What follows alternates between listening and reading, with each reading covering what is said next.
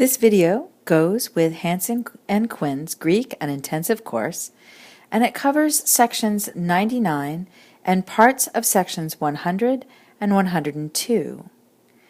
It covers me verbs and will introduce you to the indicatives in both the present and the aorist, and for one verb, the perfect and pluperfect tenses.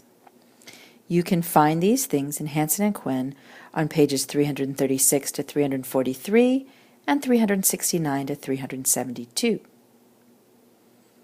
Now, me verbs are a new category of verb for you. All of the moods and voices and tenses still do the same things that they have always done, but some of them will have new forms. You are used to verbs that we call thematic verbs, like luo. For those verbs, you've often heard me talk about thematic vowels, characteristic vowels in the endings of the present or the endings of the aorist or the future, where, say, in the aorist you'll often see alphas or omicrons and epsilons in the present and the future. So those have thematic vowels that help us see what's going on. In your new category of verbs that we call me verbs, we can also call them athematic verbs because those verbs don't have those thematic vowels in their endings. So you'll recognize a me verb by its first principal part. And you can see here are three example verbs: ditto me, give, tithe me, put or place, and histe me, stand or make stand. All of those have me at the end of the first principal part. With luo and verbs like it, you are used to having an omega most of the time as the ending of the first principal part, and a sigma alpha in most of your third principal parts. You have some second aorist as well, but sigma alpha is characteristic. In me verbs, as you can see, you're going to have me at the end of the first principal part and kappa alpha at the end of the third principal part. This is true again in tithe me, and then in histe me, which we will learn is our troublemaker verb, we have even more interesting things going on. So we have the me at the end of the first principal part, and then in the third principal part, there are two of them. One of them is sigma alpha, just like the sigma alpha aorist that you already know. One of them has ane at the end. Estane is the other third principal part for me verbs, and we'll talk more about the difference between those two principal parts.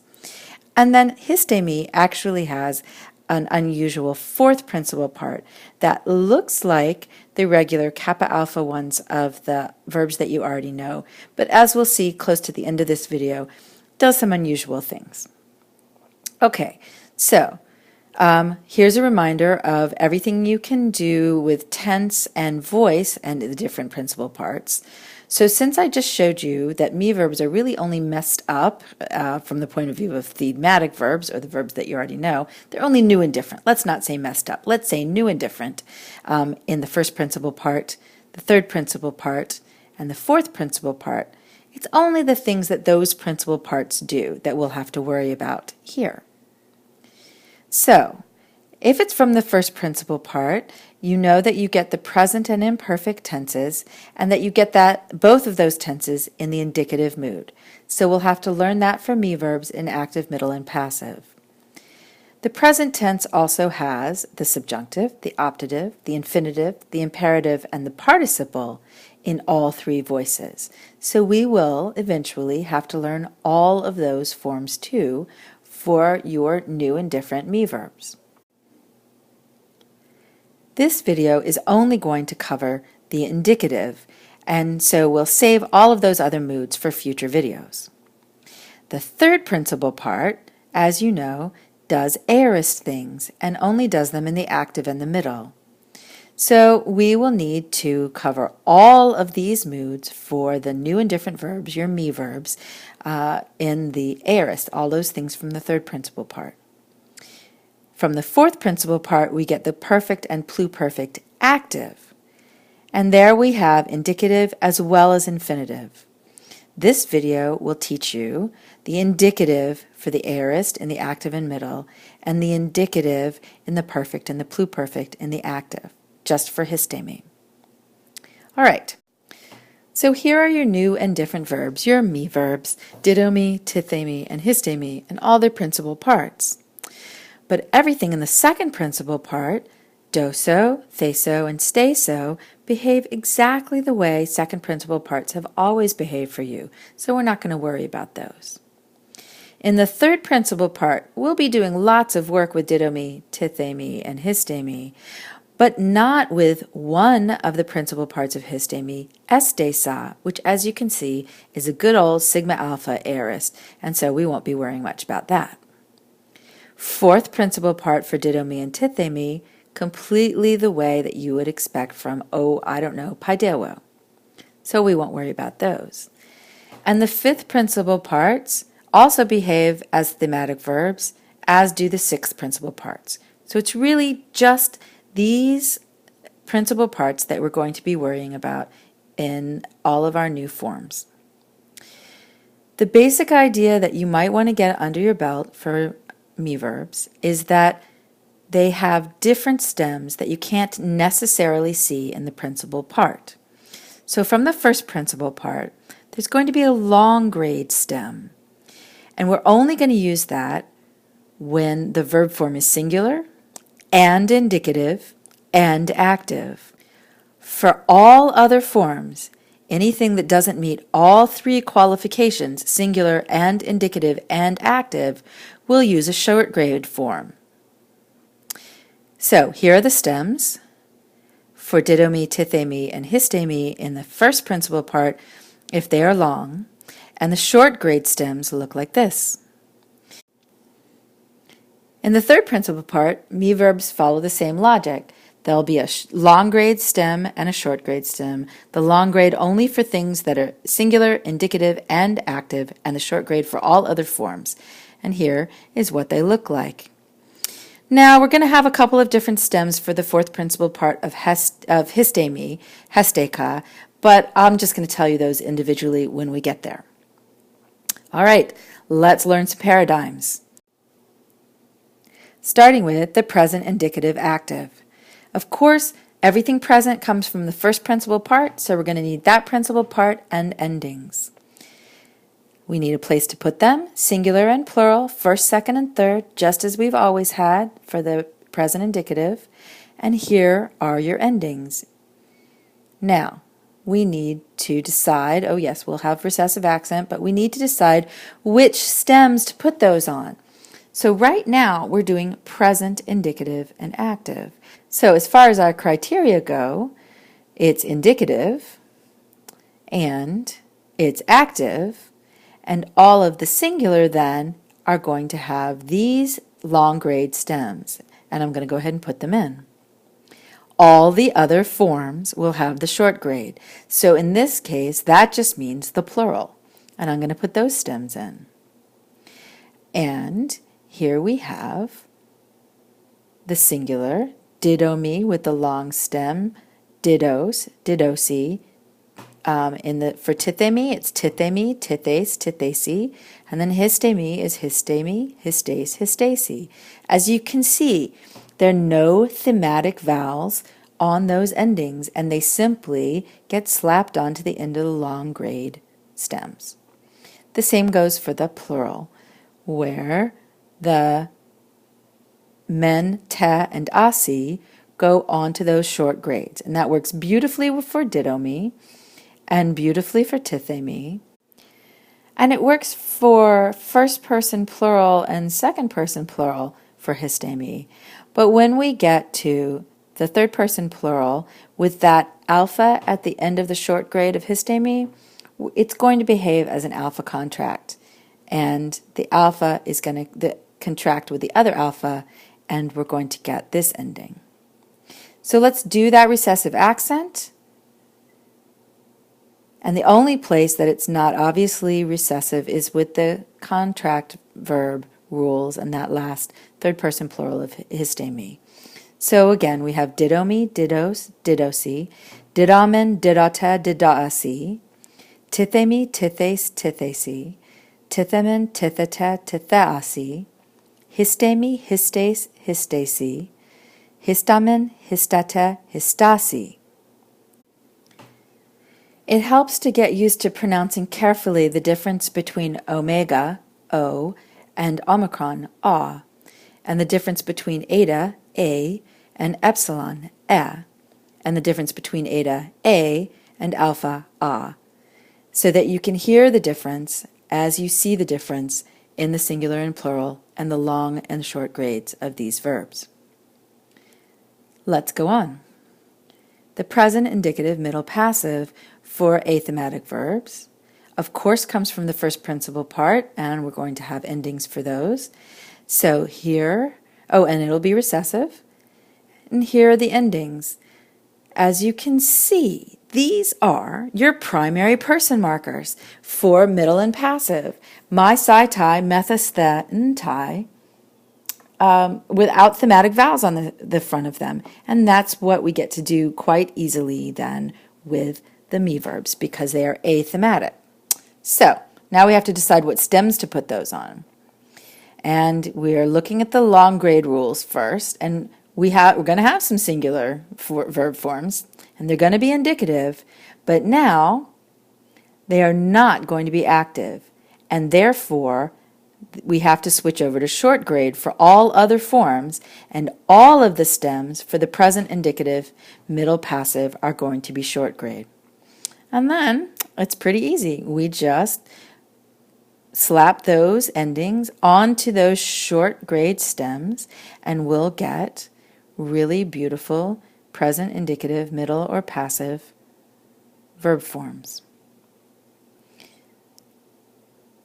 And then when we add the recessive accent, we get didomai, didosai, didotai, didomatha, didostha, didontai, tithamai, tithasai, tithatai, tithematha, tithastha, tithantai.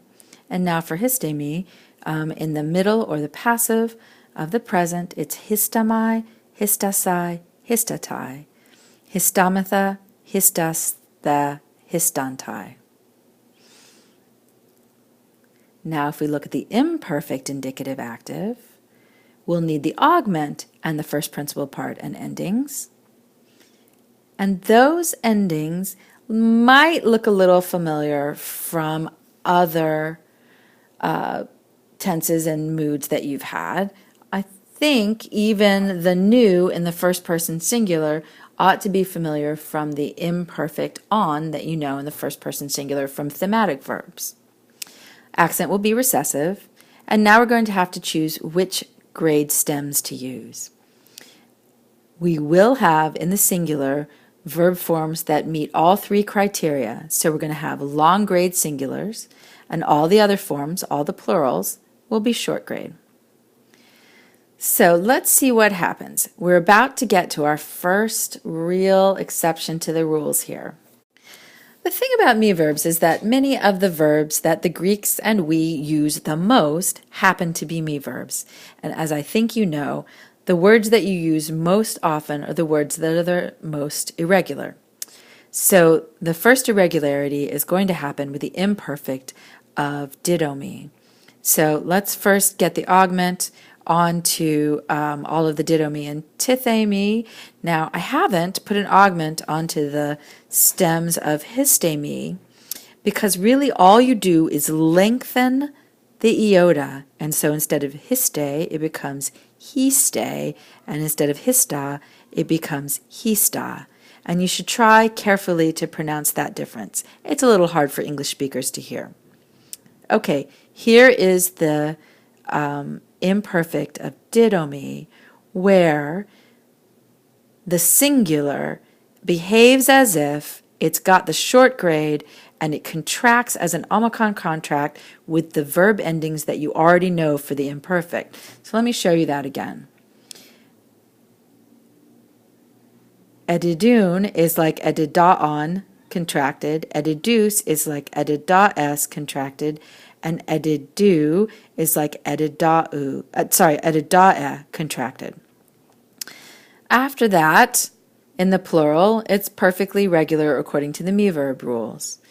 And we're going to get a perfectly following the rules first person singular of tithemi, and we get etithane, but then once again we get this sort of odd in the second and third person singular contraction with the endings that you already know. So going back to the second person singular of tithemi, it's etithes, as if it's a contracted etithes, and it is etithe as if it's a contracted etithee.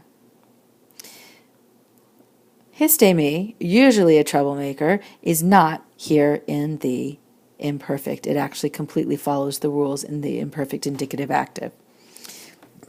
So now with all the accents on there, let me pronounce those for you. Edidun, edidus, edidu, edidamen, edidate, edidasan, etithane, etithes, etithe, etithamen, etithete, etithesan.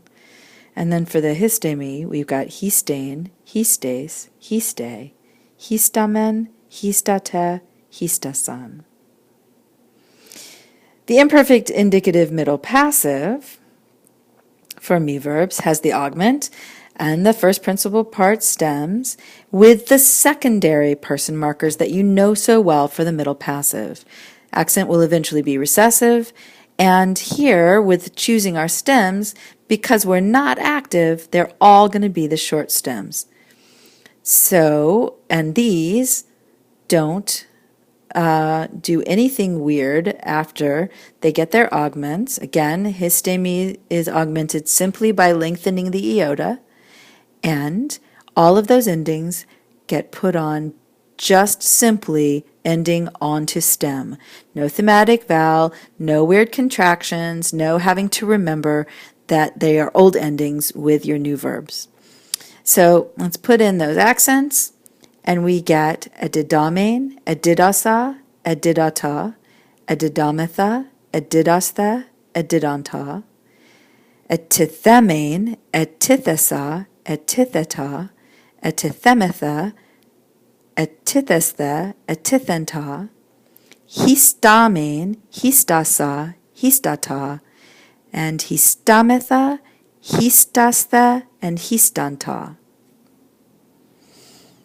Now, we're moving away from the first principal part and switching over to the aorist, the third principal part, for the indicative active of me verbs, of athematic verbs. So, as usual, that's going to mean principal part 3, and here are the long and short grades as I promised them, and some places to put our endings. But actually, I kind of lied, because the aorist indicative active of our me verbs have mixed stems. It's not exactly athematic and it's not exactly thematic, and I'll explain more as I go on here. What this means for two of our verbs, didomi and tithemi, is that in the singular, we use the principal part that we know from our principal parts, so edoka or etheka, and the endings that we know already from sigma alpha aorist, so a, as, e, as you can see here in the blue in the singular.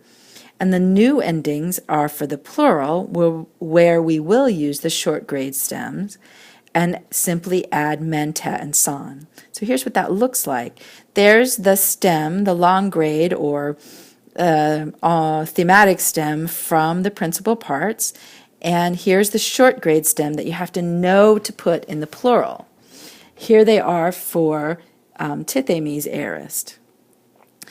And so we get edoka, edokas, edoka with the endings that you already know, but we get edamen, edate, and edasan in the plural.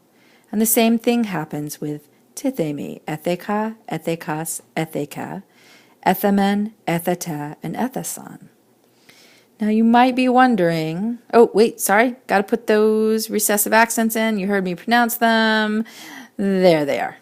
Okay, so why isn't histemi here? Well, first of all, estesa, the first third principal part of histemi, is a perfectly normal sigma alpha ending. So when you need to do the aorist and be transitive, I stood something up, then you simply use the sigma alpha forms that you already know.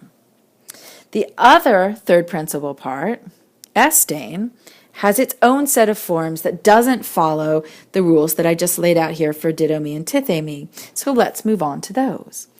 This is the aorist indicative active of root aorists, and that's what this is called. And you'll run into other root aorists as we get new vocabulary. Not all of them are the third principle part of me verbs, but they will have the same endings as you're going to get right now. And these endings, as you will see, will look pretty familiar from the aorist passive, actually. But let's show you in a moment how they look on the verbs, and you'll see what I mean. So, short grade's not happening here at all. Those rules about the long grade and the short grade don't really apply because this is a root aorist, and really all we're using is the long grade. And you can see it there, actually, in the long grade on the right there. There's that stay. It's going to be augmented because we're indicative here, and it keeps its long grade that throughout all the persons and numbers. And then we simply add those endings onto that long stem, and then we add recessive accent, and we get estain, estes, este, estamen, esteta, estesan. You should remember that estain is the third principal part, is the aorist for the intransitive meaning of histemi. That is to say, I stand, or I stand myself, without a direct object. So here, if we were going to translate the third person singular, it would be simply, she stood. That's different from the things that you will do with estesa, which will be transitive. Let's go on. The aorist indicative middle of athematic verbs is third principal part plus endings, and they are pretty much the secondary person markers. You'll notice, that the second person singular sigma has already disappeared. So that will, of course, cause us some trouble. Here, it's not active, so we're not going to use the long grade at all. We're only going to use the short grade. And here we have the short grade augmented stem from the aorist for didomi and tithemi. I'm not going to show you anything for histemi with the aorist indicative middle. That's because estesa, you already know how to do the middle of a sigma alpha principal part, which is what you have with the transitive of histemi. And the intransitive of histemi, third principal part, estain, has no middle. So all we're going to do are these didomi and tithemi forms, and here's what happens. Main goes nicely onto the stem, but the omicron and the contracts with the omicron of the stem, and we get adu. And the rest of the endings go on as we would expect. But as you'll see, again, in the second person singular of the aorist of tithemi, it contracts and we get ethu. So let me go ahead and get those recessive accents on there, and we get edamein, edu, edata, edamatha, edastha, edanta, and then ethemain, ethu, etheta, ethematha, ethestha, ethenta. Now I'm going to put real small here the imperfect indicative middle passive of the same two verbs and just point out to you that they are largely the same except for that reduplication of the first principal part. You could take out the di and the ti, and except for the second person singular, the forms are the same. Okay, now we are done with the aorist, and now we're going to move on simply to the perfect of histemi, the perfect indicative active of histemi. It's going to be the fourth principal part, which is what you expect for the perfect active. But here with hesteka, we have to learn two stems. It's another mixed paradigm. So there's a long grade and a short grade, and the long is hestake, and the short is hesta. And you can't tell that from the principal part. It's simply something you have to learn and know about histemi. So here are the endings, As you can see in the singular, those are the perfect active endings that you already know, and in the plural, they are new athematic endings, men, ta, and asi. So here's how they look on the stems, and I have stopped here at the third person plural because, again, that alpha contracts with the alpha of the ending, and we get a contracted ending. And when I put the recessive accent on, it's only in that third plural that there's anything to be worried about. Hesteka, hestekas, hesteka, hestamen, hestate, hestasen, and of course that's following the contraction rules for accent. Before we go on, let's talk about what the perfect active of histemi means. It is present time and completed aspect. So it means I have stood myself, and therefore it means, because it's present time, this is really how Greeks would say she stands or she is standing in the third person singular. So again, histemi, complicated verb, and I want you to have every chance to start learning what the different tenses and voices indicate. Let's move on then to the pluperfect.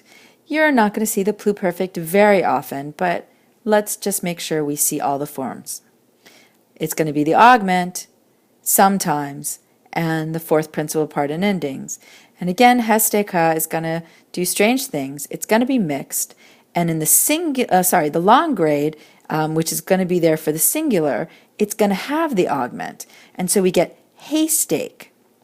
The short grade doesn't get to have an augment, and it's still hesta. So in the singular, we're going to get the pluperfect endings that we already know, a, ace, a. And in the plural, we'll get new endings, although they look quite familiar, men, ta, and san, athematic endings. So if we put our long grade augmented stem in the singular, we get hesteke, hestekes, hesteke, and in the plural we get hestamen, hestate, hestasan. So you heard me pronounce those accents, but there they are. The pluperfect of histemi is past time completed aspect.